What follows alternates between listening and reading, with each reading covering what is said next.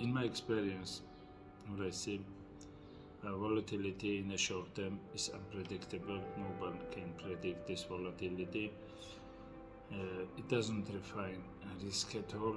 Generally, maybe for some traders and very short term, let's say speculators, but for the long term, this volatility decreasing even further than bonds volatility.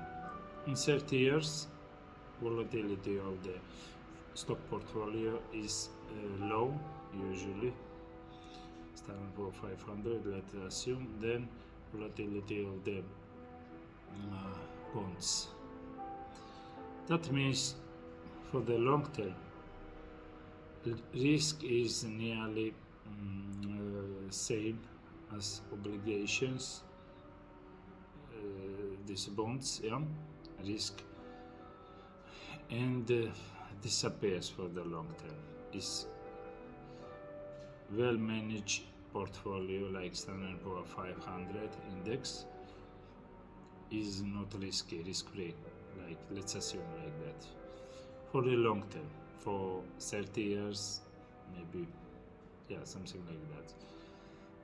When you invest in that kind of portfolio, it gives you higher return than bonds, and lower volatility, which defined by standard deviation.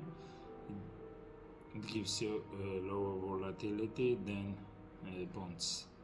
So it's like for the long term, it's like risk free. And when we value for the long term, we can that risk what goes in the denominator. We can assume that's like maybe 30-year bond. So 30-year bond yield, we can assume like that. Maybe less, little bit, because as volatility is low for stocks for the 30 years, that means risk is lower than 30-year bonds, and we can even assume lower than 30-year bonds yield. So when Buffett evaluates and uses interest rate yield, the effective rate of the 10-year, maybe 30-year, I'm not sure. Sometimes, depends. But he's right, because if it gives you higher return than bonds, using this yield of the bonds in the denominator, if it gives you high return, so let's assume the same risk, both risk free, like that. If you assume like that, if it gives you higher return than bonds, 30-year bonds, or maybe 10-year bonds, and then it's better investment to invest in stocks than in bonds. Generally, maybe sometimes when it was in 1986 or something like that, like 70%, bonds yield. It's not bad to invest in that period in the bonds, but usually for the long term, it's a short-term phenomena. This very high effective rate yield, but for the long term, it's better to invest in stocks for a very long term. You get much higher return than bonds, and the risk may be lower than that.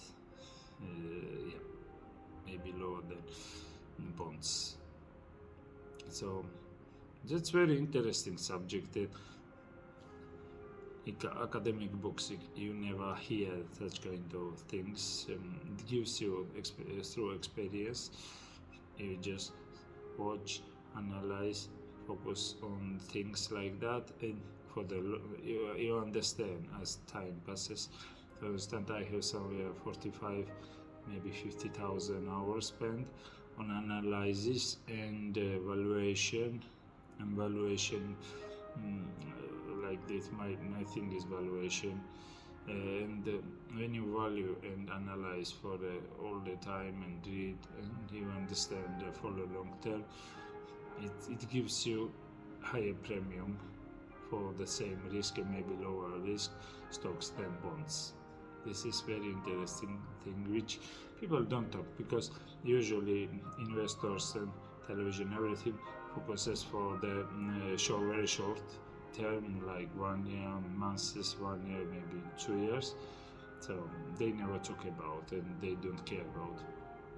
But long-term investors usually focus on that thing, factors, which is very interesting and important to consider.